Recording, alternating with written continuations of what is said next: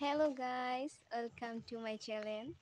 তো আজকে আমরা দেখাবো আমাদের ডল হাউস অ্যান্ড ডলের যে পার্ক, ওয়াটার পার্ক সেটা দেখাবো, যেটা আমার ভাই বোনেরা বানাচ্ছে। তো চলো দেখাই তোমাদের। এই যে আমার ডল, ওর নাম হলো তিশা, দেখো ওকে।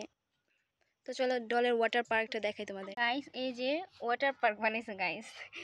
আমি ভাবছিলাম বড় হয়তো ওয়াটার পার্ক বানিয়েছে, কিন্তু এখন আইসা দেখি ওরা সুইমিং পুল বানিয়েছে। আমার আশাটাই পুরো শেষ। তো চলো দেখি ও এবার এগুলাতে উঠবে। ওইটা পিছলা বানিয়েছে, পিছলা খেয়ে পানিতে নাম।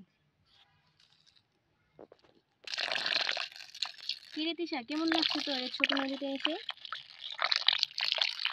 ভালো, খুব ভালো। তিশা তো উল্টিয়ে পড়ে গেল।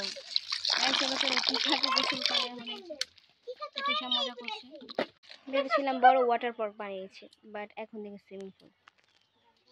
পুরো আশাটাই শেষ।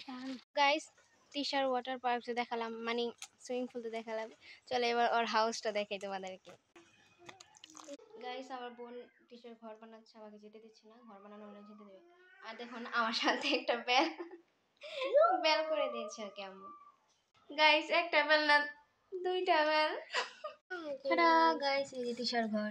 টিশা একজন বিটিএস আর্মি, তাই বিটিএস এর ফটো ভরার রুমে। এটা টিচার ঘর। এটা আসলে বন্ধুরা অবিন।